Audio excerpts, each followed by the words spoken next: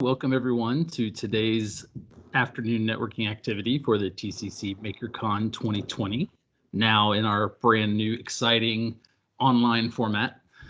We did, as Danelle mentioned earlier, we had a really great morning session that was about badging, and that really flows perfectly into developing an ePortfolio as a way of supplementing knowledge that may not show up immediately in a formal degree program or certification program. This session will be recorded. We do have an interpreter, ASL interpreter available, so we hope everyone can participate. Tomorrow's session, we will have Austin Haynes doing design thinking. So that will also, I guarantee you, be a really fascinating session. Austin is always fun to listen to. That'll be at 11 a.m. Central tomorrow morning. Today, we have Hank Johnson talking about developing ePortfolios. So let's go ahead and hear from Hank. Thanks, Andrew, and thanks to the folks on the MakerCon team for putting this all together, and good afternoon to everybody. As you mentioned, I'm Hank Johnson, and I'm with Yolanda Hughes. Yolanda will be helping us out as sort of a moderator as we go through the presentation.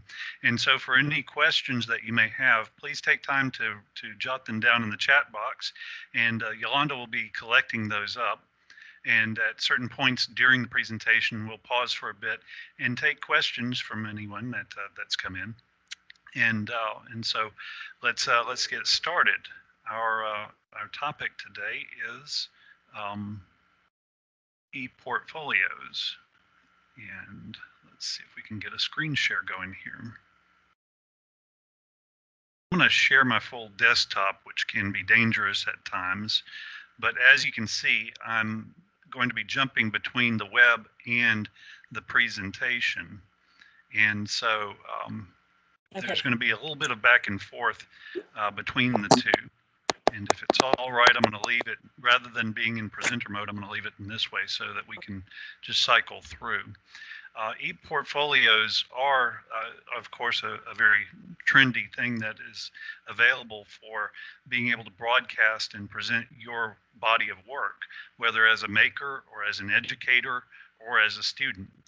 One of the sites that we'll look at today actually comes from Auburn University, that had a fairly extensive library of student ePortfolios out there.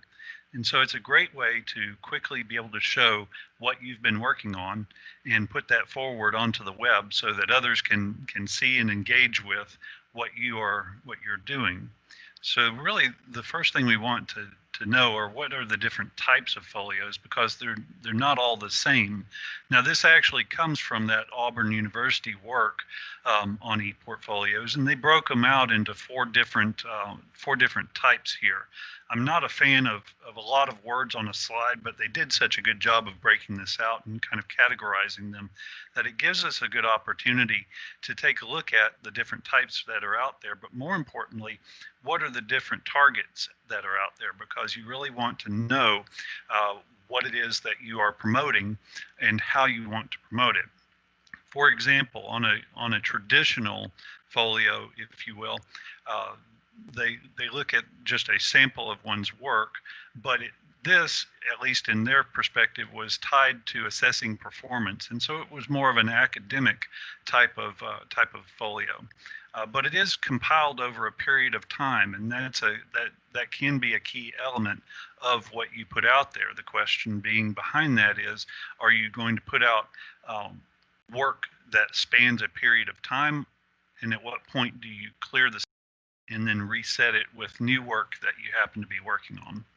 The ePortfolio type that they mentioned is assembled and managed by you as the individual, the one that owns it, and may include a number of different inputs, whether that's text, electronic files, or hyperlinks, or the like. But more importantly, it can be a demonstration of your abilities. And so it's more of a platform for self-expression. And as they mentioned here, maintaining it dynamically over a period of time, rotating and curating is really the word for it. Versus a process folio, which they also show a process of creation. Now this I've seen particularly because I'm into pottery on YouTube, where individuals are showing the process or the steps of a process. And this allows you to engage with an audience for their learning benefit. And that becomes the point of attraction, why they would go to your site, why they would go to your portfolio. The last one that they mentioned is a little bit more complex in that it really syncs across different mobile platforms. That's really to the next level, because then you're talking about managing content, curating content, not just on a single web page or on a single website, but rather across mobile platforms as well. And so that takes a higher level of coordination and time investment in order to make it work. So for those that are with us today, what types of portfolios do you see yourself using? What of these characteristics do you see yourself most engaged with? And I'll take a quick trip back to our page and see what we've got in terms of our chat, if we've got any input on that. Not yet, Hank. Not yet? No. Okay. I could see one that I think would probably, I think it would be maybe a process folio. I was taking some CCNA networking classes earlier this year, and one of the major capstone project at the end of the series of classes is you're given the business requirements of a corporate network, and then you have to build it in the simulator. From the requirements given to you, you have to build it and then provide the documentation. So that would be something where you'd have both the finished product, which is the topology of the entire network, as well as being able to explain, because in the requirements it started out with the business is this size and they need this network.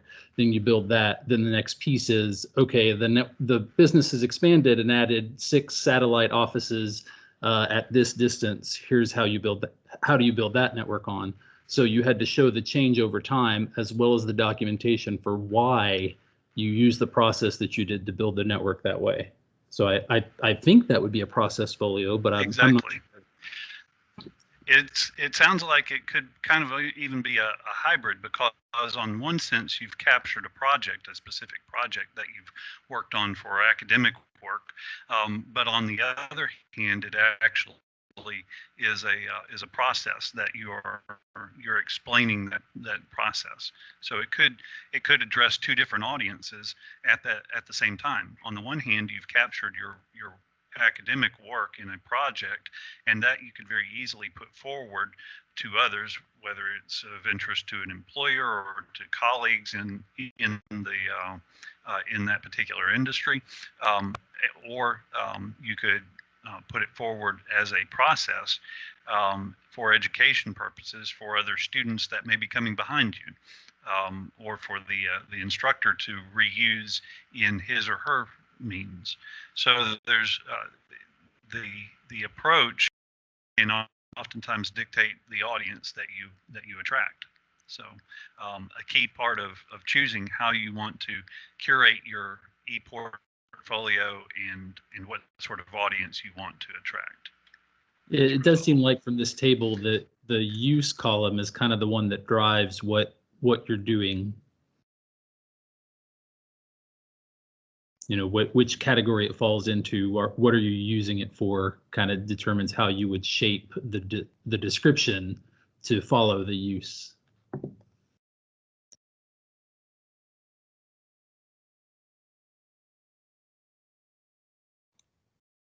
I'm wondering if we lost Hank.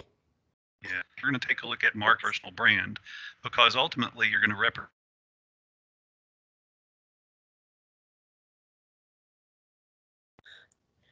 Hank, I think your signal keeps flipping.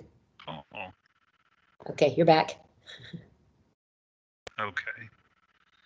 You were saying something about your personal brand? Yes.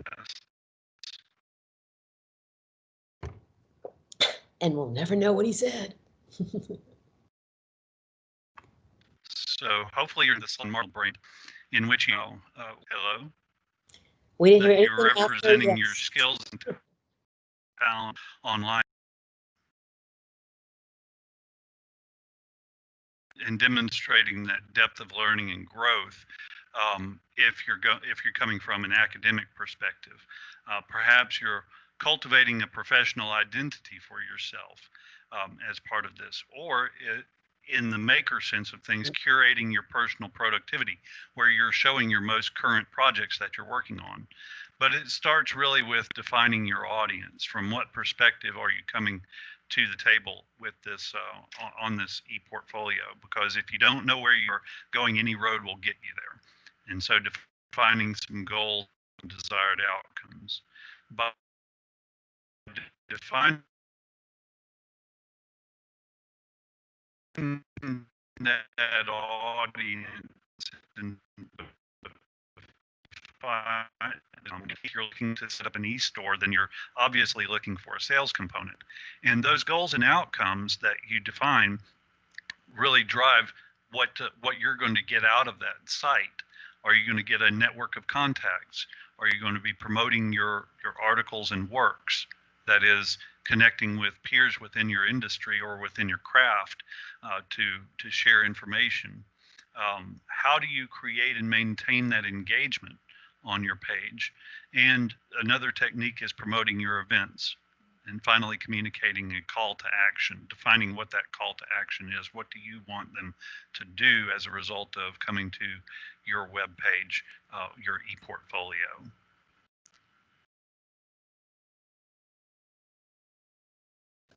Hey, there are, Amy mentioned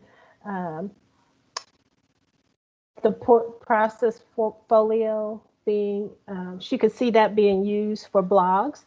Can you elaborate a little bit about that? So blogs are a great way to communicate your current thoughts, whether on your craft or on things that are changing in your industry or craft. And so a process folio kind of crosses between the two. If you're communicating a process, generally that process is going to stay standardized. For instance, in pottery, if you're simply showing an individual, doing a demonstration on how to center the clay on the wheel, that process is going to be rather standardized. But you can include that as part of a blog. You can integrate photos. You can integrate some video into a blog site, and so that's one way of doing that. Again, it all comes down to, do you want to focus upon the process, or do you want to highlight individual projects? For instance, again, to rely on my experience with pottery, if I had a particular pot, to be able to show the shaping and forming of that particular piece over time, and its readiness to go out the door to say a customer or something of that nature. So what will get my work on the web is really the first step. And so for today's purposes, we've got three different sites that we'll take a quick look at. Some of them we'll take a quick look at, and one of them we're going to take a little bit of a closer dive into. WordPress, Wix, and Adobe Spark. And I'm betting that most folks have heard of WordPress. Maybe a few others have heard of Wix, and maybe even less have heard of Adobe Spark. But each of these have different characteristics that enable you to get your work on the web, and come with certain capabilities and limitations as a result. Because if everyone's familiar with WordPress, by and large, we've heard of that. If that's where you start, sometimes you don't want to jump into the deep end of the pool, and so the discussion today will be more of a just enough to be dangerous. So WordPress is a content management system, and it doesn't do it all for you. It is an open source content management system that first came out in 2003. And rather than being managed by a company or dedicated service group, it is a community of contributors that participate in this. But controls that are workable for an effective blog. That's why they've been pretty popular. You can make your posts as far as a blog goes, written content, visual content. You can tag it and provide links to it. Your media, of course, is inclusive of audio, visual, but you can curate that and should consistently curate it so that your audience sees new material as they visit your site. You can create pages, but that to actually link the pages to your main landing site, that takes some steps that are a little bit more involved, and we'll see that in just a moment. You get feedback from your audience through your comments, and it provides the tools to manage those. It does provide a number of themes that you can use for making your site more attractive. Plugins are one of the features that are necessary to really round out the site. And if you're not familiar with those, we're going to go into those in a little bit further on. And then your users, you can have multiple individuals using that site. So if you've got a team of people, you can set that up. Another part of WordPress is updates that occur and have to occur regularly as part of using WordPress. But it's not the website. It is a management system. You have to purchase your own website. They simply host it, and you own that web address. Also, the plugins, those are some of the additional tools that your audience, your users will see on there, and those can be for the front end. That is those that a visitor to your site will see. It could be as simple as a calendar, or back-end tools, those things that optimize your site so it comes up on searches. You also have to run updates. So there are maintenance requirements that are involved with WordPress. Some of the common tools and plugins that are used are listed here. You may want to retain a contact form so that you can keep a list of who has visited your site and who wants to be regularly connected with in regards to your product, your craft, or otherwise. To maintain photo and video galleries, that requires a plugin. SEO optimization, that's getting into pushing your site forward out into the public in the world of the web. Google Analytics can also be provided, so you can track the number of people who are seeing your site at what time. It can get real in depth in terms of those analytics. And then as well as shopping carts and membership subscriptions, raffles and giveaways. All of these add-ons add to the engagement for your audience as they come to your site.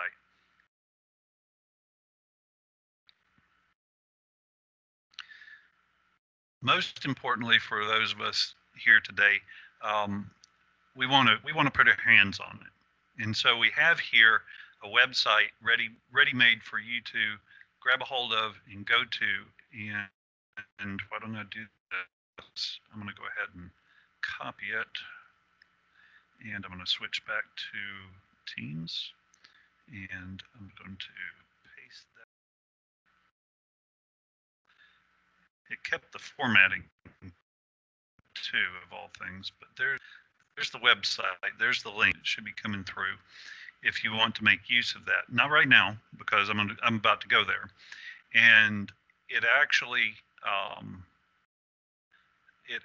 is a live site. So let's trip over there. This is just a generic site that is posted for you to interact with WordPress and see whether or not you like it. So blog, it's chronological. The posts are are managed and maintained chronologically. However, to better target your audience or allow your audience to target certain posts, they have categories as well as metadata down here, but categories help address those. So if we go to current projects, oh, well, see, I thought I had that set up for us, but in any case, if you have the categories set and working, you can interact with them that way. Now, this is just what the user sees. This would be what we referred to as the front end. On the back end, we go to the admin panel, and in case you forget it, the login is open source CMS.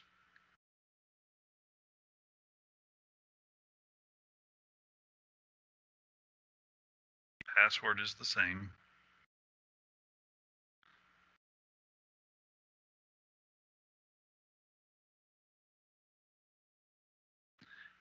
And while this isn't the most current version of WordPress, it is the one that can help you get started. So let's just, it has your next steps here. You can customize the site to your liking.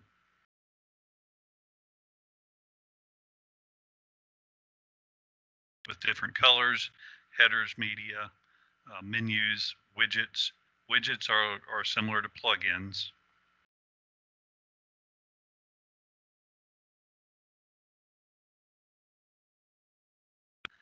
So you can add calendars and things of that nature.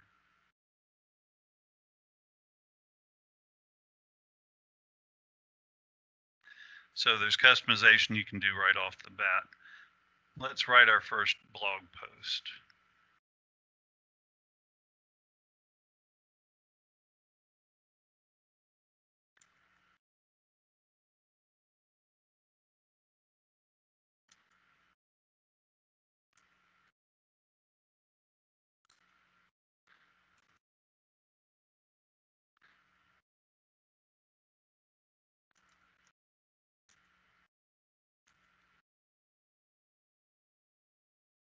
Okay, and I can preview it.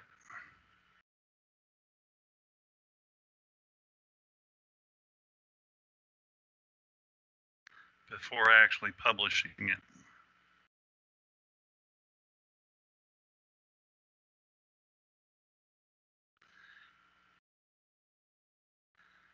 And then if I publish it, note you have the ability to add links into your posts as well. And then this site, the front end, and so I'm going to refresh it, and we should have our post right there at the top of it. Now that post, you can categorize it and make it a little easier for your audience to be able to find it over here. Okay, so I'll explore the WordPress interface on your own even further, but it does get a bit more complicated, as we will see going forward. For example, and do you know if WordPress works, if it's set up to work with some of the badging programs that we were exposed to this morning? Do you know if it has any kind of badging capability? I don't know. I'd have to look through the whole litany of plugins and tools that they have to see if they have that ability. But basically, if you can get a hyperlink to it, you can include that in your WordPress site. So, by way of example, here's Facebook. Facebook actually has its own separate page from the Facebook site, and they use WordPress. Okay. So here's an example where you can add in graphics and the like as part of it. And somebody has to curate all of this. So if this is your site, you're wanting to get on here periodically and curate what it is your audience is seeing and rotating those images in and out. So having a gallery of images is important to keeping a fresh face to your ePortfolio, or determining whether or not that's what you want to do with it. If you want a static site, that's perfectly fine. That may be perfectly acceptable for what you're wanting to accomplish out of that. So I did a quick Google search, and Yes. I'm posting the answer to my own question. Okay. They do use a plugin for badges in WordPress, and it is Very from the good. WordPress website.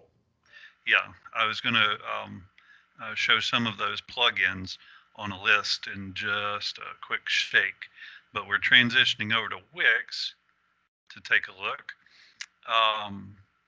Because you can, with Wix, you can manage a content collection. It has a much more user-friendly interface for it.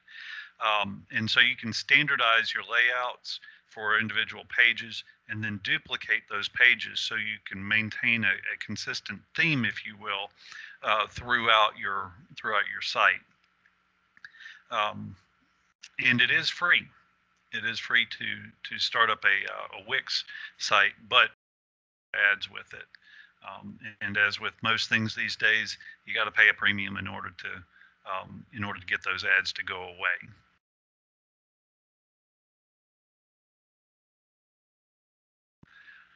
When you're in Wix, you can see the controls are much more familiar to a user interface with certain tabs on the left-hand side and tabs across the top here, where you have a gallery and you've maintained that gallery by uploading those images. And rather than posting a single image to a spot on your page, it actually will rotate. If you have 3 or 4 images you want it to rotate in between, you can present your work in that fashion. I have an example of that coming up.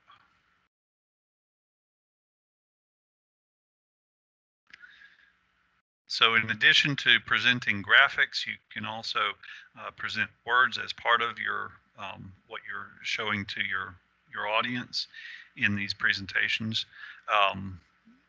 And it allows you to dynamically click on one of the images and zoom in for greater detail, which art and craft purposes can be very important if that's what you want to be able to, your audience to be able to do.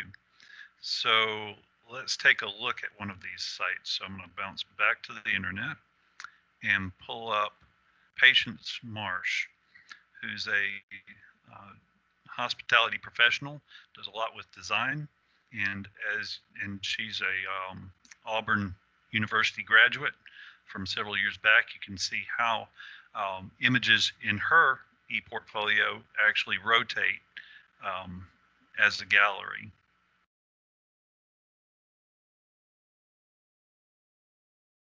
Even the wording over here rotates.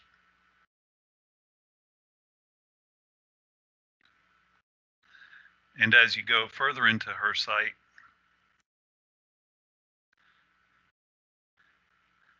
you can see the ability to show text, link resumes.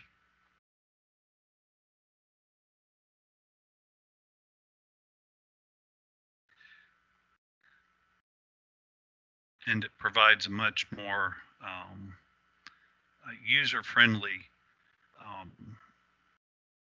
environment to be able to set this up. Again, the gallery feature extends to individual pages.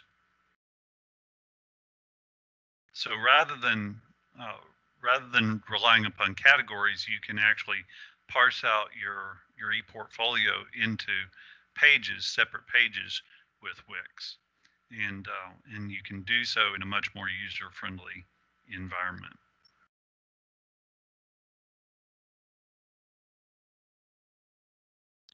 So let's put them side by side. I mentioned the plugins. Well, before we go over this, I'm going to pull up the plugins and we'll take a look at that, because I think it also illustrates the user friendliness of Wix over WordPress. because this is Wix right off of their site. And you can scroll through these to find the different plugins or widgets that you would like to use. This one is a translation to make your site multilingual if you want to reach out even farther. You can tie into QuickBooks.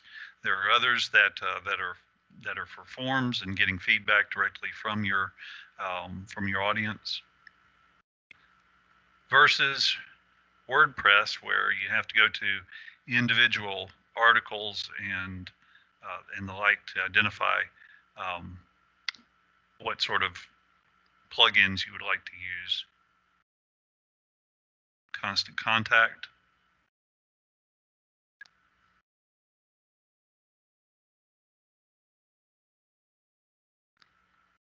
So on comparison, you see that Wix has a lot of things that are already built in for user friendliness, but that also has its downside. So that you can have a number of customized functions with WordPress, but you have to be willing to dig in and spend the time to either, in some cases, do the coding to make it work.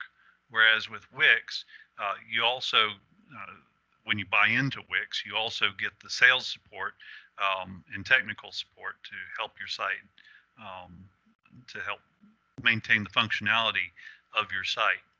You have to run the updates for WordPress, whereas Wix, they have their support team that helps maintain that.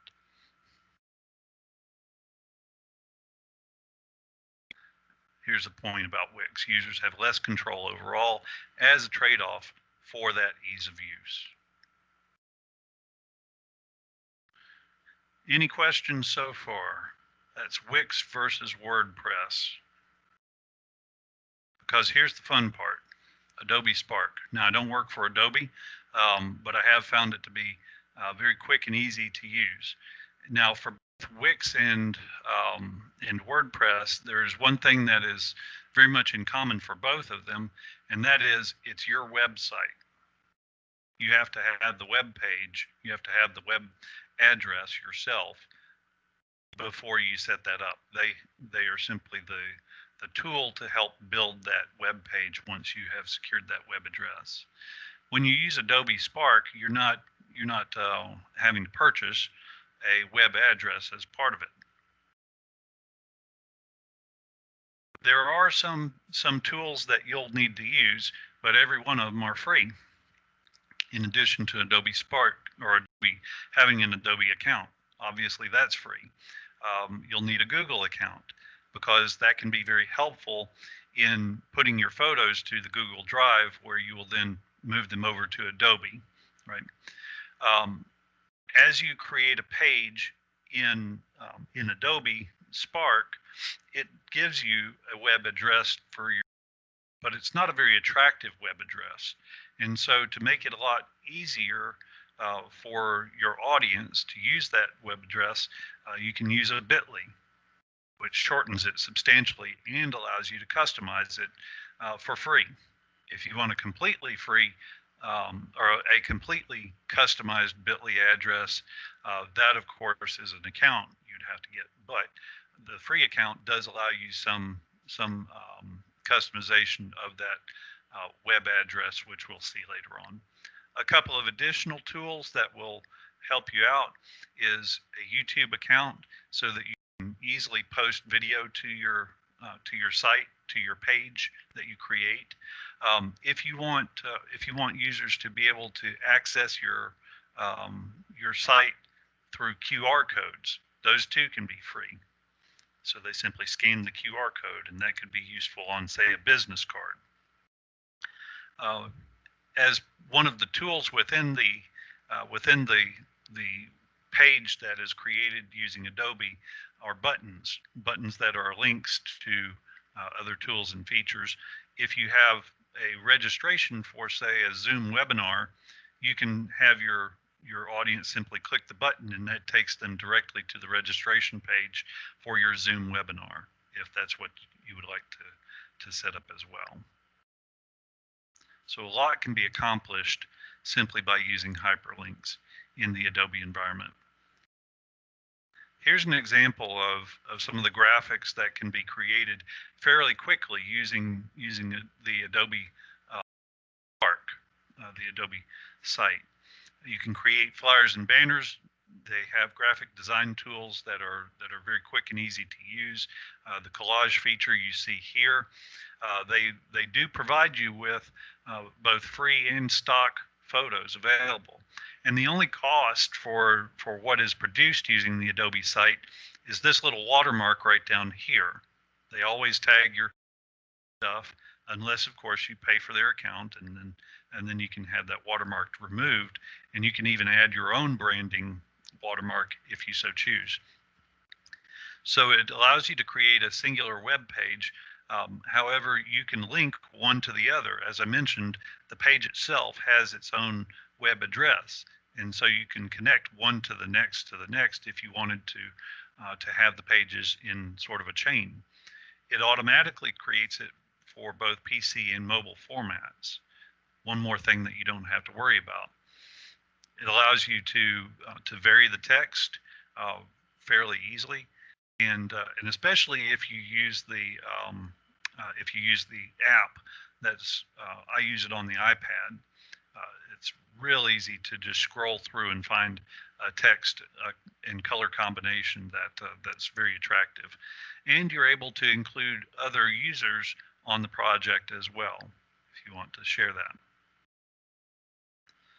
So here we are. We're going to take a quick trip back over to the internet and take a look at some of the projects that I have in my Adobe account. This is the landing page and some of the projects. So we'll go into this one. This one is simply a graphics image. So this is not the web page. You can create an image here that you might want to replicate and move over to a web page. So if I want to add a photo to this, find some free photos, art.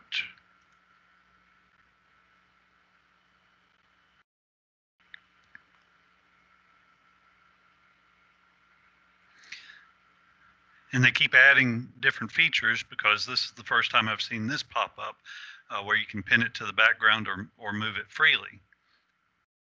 So let's just try it out and see how it goes with moving it freely.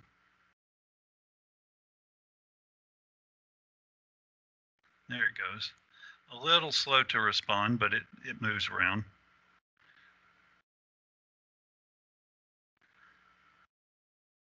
Okay.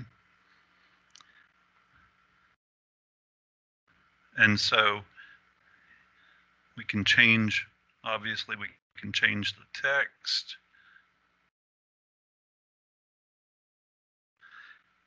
And it may even offer us these different templates that we can use as well. So you don't have to recreate the wheel. So you can see where you can very quickly generate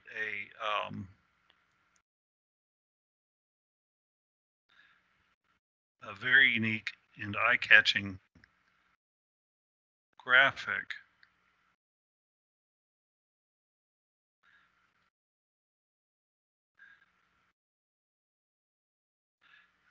And then download it and then re-upload it to a page. Okay. This is the first tool for use with creating a single graphic image.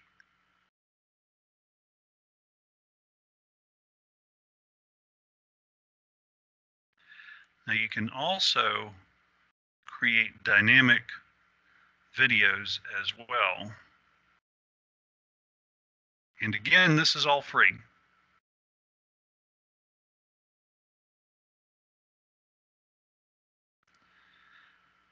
by simply dropping in static images,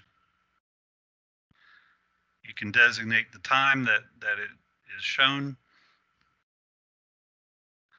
The text is just point and click.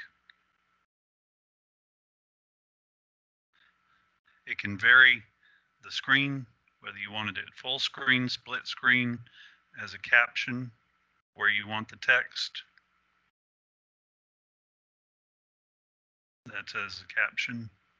You can move that caption upward and around the screen,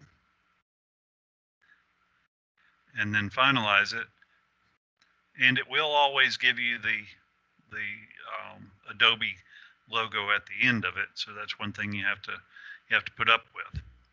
However, you also, let's see if I can find it, is up here, have music, and you have a wide array of music that you can choose from, or insert your own music as part of it. And it's very quick and easy to put this all together. I'll play this, and I don't know if the music is going to play through for y'all to be able to hear.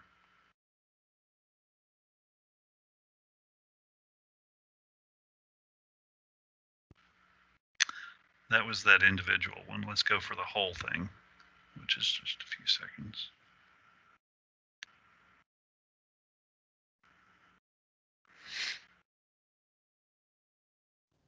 Hank, for the sound to have played through, when you shared your screen, you would have to have selected the box that said play sound or play audio, share audio or something. It's at the bottom right when you share, but don't worry about it. Okay. Yeah, this is just a few seconds. Take my word for it. They give you some good tunes to work with.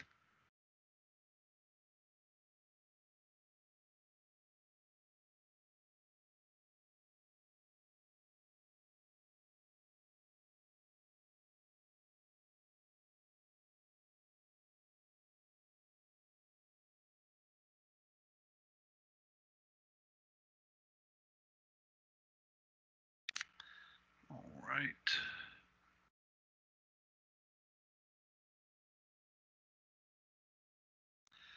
So now you have two tools to work with. One, the ability to create very attractive static images that can be added to a page.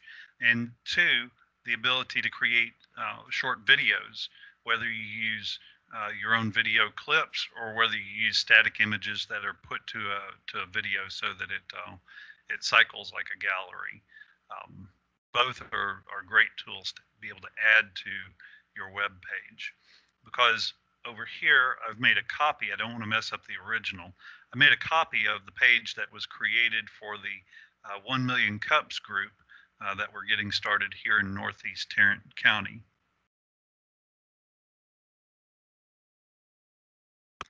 And so as this page comes up, it drops you on an image with the title, just as we had with WordPress, and you scroll down through it. And as you notice, the plus buttons allow you to add more content. So again, photos, video, or text is right there for you to choose from. You can even add a photo grid if you want. Glideshow is a different way of presenting your graphics. Split layout. It's a split layout of graphics side by side with text. The button is, as I mentioned, a control button that allows you to go to another hyperlink.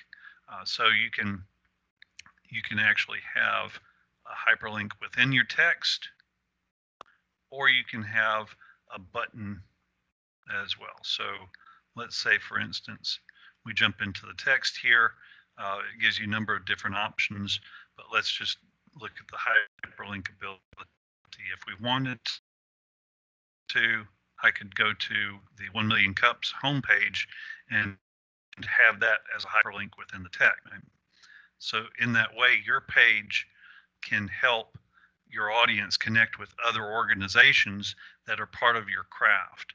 That's part of thinking about your audience and what what you want them to be able to do as a result of coming to your web page. As mentioned before, let's see, where is it? Here it is. You can actually have a button with hyperlink embedded in it. We'll edit that. You see the hyperlink right there that allows your audience to jump in and register for an event.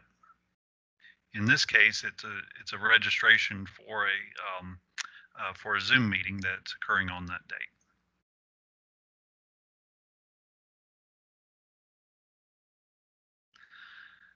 And you do have some more stylistic choices that you can make between the headers, different types of headers, or if you want it to appear as a quote.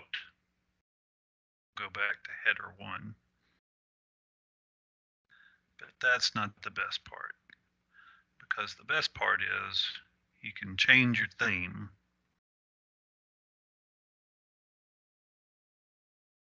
That's rather plain. You can go with something that has a little bit more flair. And let me scroll down and show you some of the differences that come about. The lettering changes, the headers change, and you do have some dynamic motion here with that's actually set as a quote. Some of them are a little bit more, have a little more flair to them.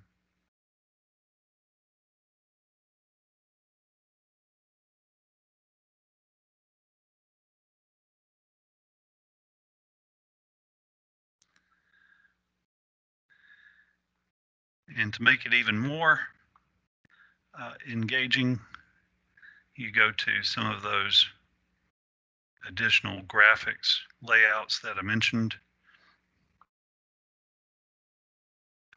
Add a few photos to the glide show. We're going to just add business.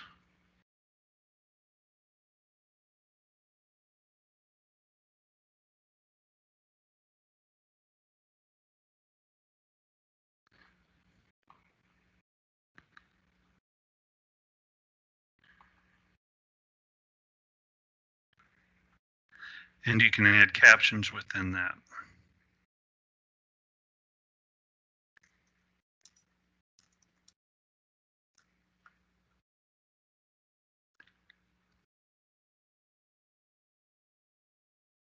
So that as you scroll down, it introduces those as full page photos for your audience to see.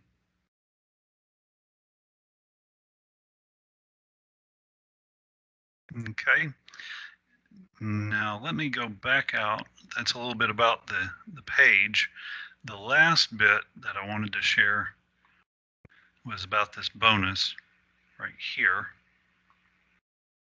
because up here in the small little corner, it allows you to go to document cloud.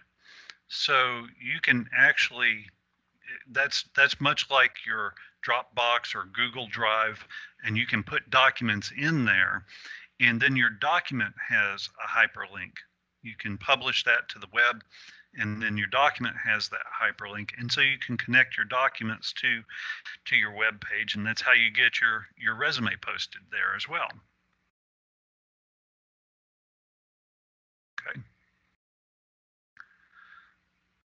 Now let's go back to our presentation.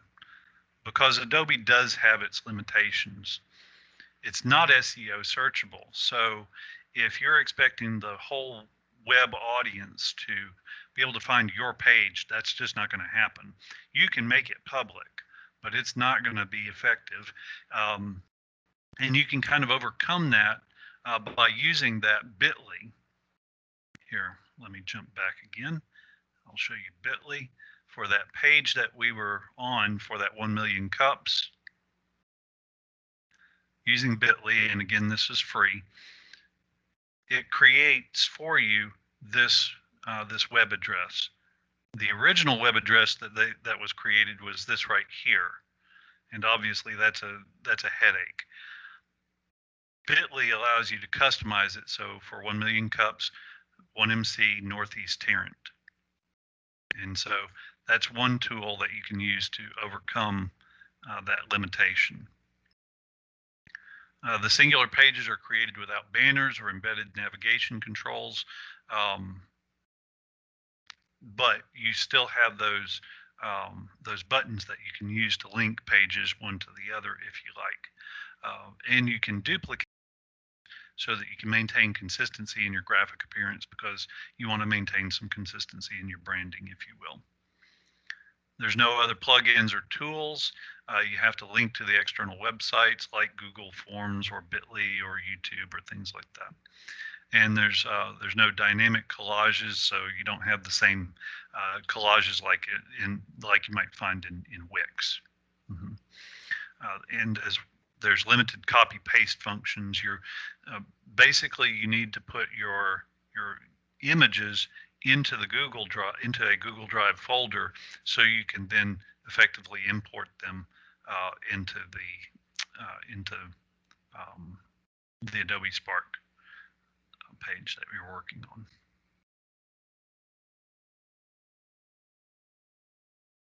Again, some workarounds that some of which I mentioned for your graphics collections. There's Adobe Lightroom and Google Drive or Google Photos. All of those allow you to get your images into the Adobe page. Using Bitly, we talked about, and you do get some information about visitor engagement on the thumbnails of your individual projects and pages. It does show you how many people have visited a particular site, but it doesn't allow you to drill into it. Of course, if you upgrade, then you can receive the Google Analytics as part of it. You can generate those collage images in Spark and then reuse them, as we showed with the tool for static images. And then multi-web presentations can be achieved using the links and buttons to chain those pages together.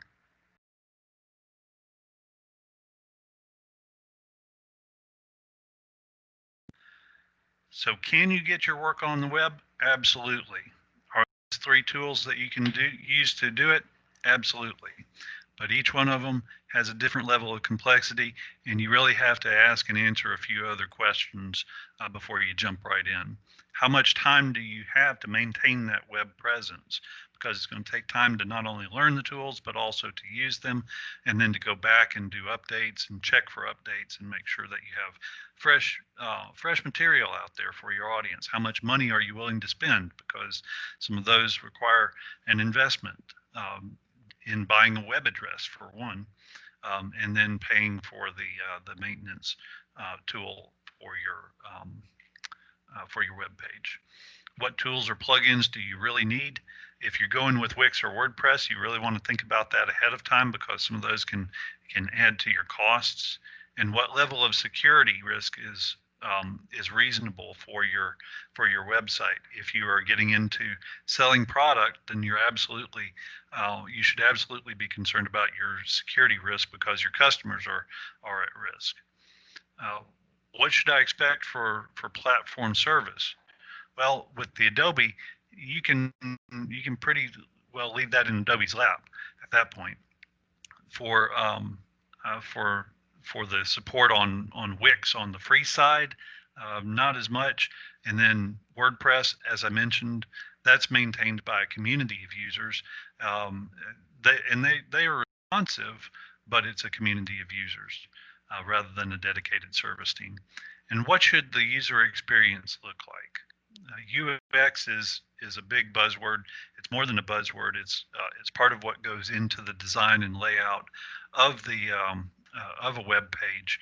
And as you put your presence out there, what do you want that user experience to be, and who are the users that you're trying to target? And that brings us to the end, folks, with time enough for a few questions and hopefully a good recording of the presentation. Yolanda, were there any questions or do we have anybody out there? Danelle had a question earlier, and she may want to elaborate on it. I think it was just when you started off talking about the different types of ePortfolios, it occurred to me it's not just about the end user, but it's about what are you trying to communicate with your portfolio, whether it's an image or a video of something. If I was a choreographer, for example, in a print, I could say I choreographed a dance, but in ePortfolio, I can show you the dance. So it does allow for the capability of bragging more than a paper or fashion portfolio would be, especially for visual graphics, action, things like that. I think that ePortfolios open up possibilities that paper portfolios just never could. They absolutely do. They can show you the proof in the pudding as far as what you're actually producing in your shop or in your dance studio.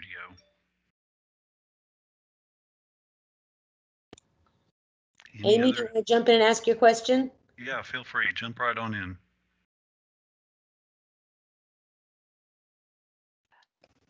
As you were going through Adobe Spark, which is new to me, I was trying to compare different things you were talking about to Canva, which is a platform I've used before. I don't know if you're familiar with both and if you can comment on how the user friendliness compares between the two.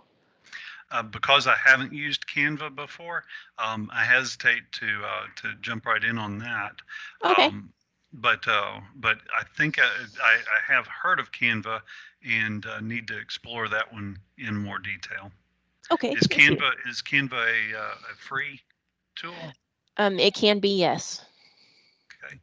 Amy, And are what you sort of- using Canva for an actual portfolio or just to design things like flyers and graphics and stuff? Just to design like graphics. I've done Yeah. some for the library, some for personal. Yeah, I mean, I've used it before for it's great for helping you create a design or a banner or things like that. You might then take that and put it in your ePortfolio that you design with Spark. That's that's how I see the two of those working together. Mm-hmm. Yeah. Yeah, you really do have some tools that are focused upon the static graphic design, some that are usable for video design, and then those can be put together and into the Spark page or whatever page you happen to use, whether that's Wix or WordPress. So you have a whole production process right there. You turn yourself into a graphic designer fairly quickly. Right. But the tools are there to be able to do that quickly as compared to in years previous. I see we also have a question from Ho Yan. I don't know if you want to jump in and ask it personally or you want us to read it for you. Let's see, you mentioned graphics in Adobe Spark can be reused on pages provided. Does this, okay, I got to click the see more. Does this mean I can make use of Adobe Spark pictures to create a graphics and then put it on Wix or WordPress or other web page design applications? I would expect that you would be able to do that because when you create that image in Adobe Spark for free, it is downloadable. It will have that Adobe Spark watermark on it, but you can use it any which way you want. I've used those for making posters. I've used those in PowerPoint presentations. So yes, you can take those and export those to Wix or to WordPress, to either of those two tools, and go from there. Well, I'm going to jump in and say it's at 3 o'clock, so we're going to wrap it up. All right. Well, hopefully, if you have any questions, I did have my email address there. If you didn't catch mine, hopefully you caught Yolanda's. Here, I can do this real quick. Harry.johnson@tccd.edu for any questions that you might have. Amy, recording of this video in the team platform, so you can watch the whole video again if you like. Excellent. Well, thank you, Danelle. Thank you, team. I appreciate it. All right, And y'all hopefully that was helpful information to some folks. Very helpful, and we hopefully will see all of y'all tomorrow at tomorrow's session on design thinking, and tomorrow afternoon with Johansson Keano's interactive fiction. Thanks so much, everybody, for coming. All right. Thanks. Thank you. Take care.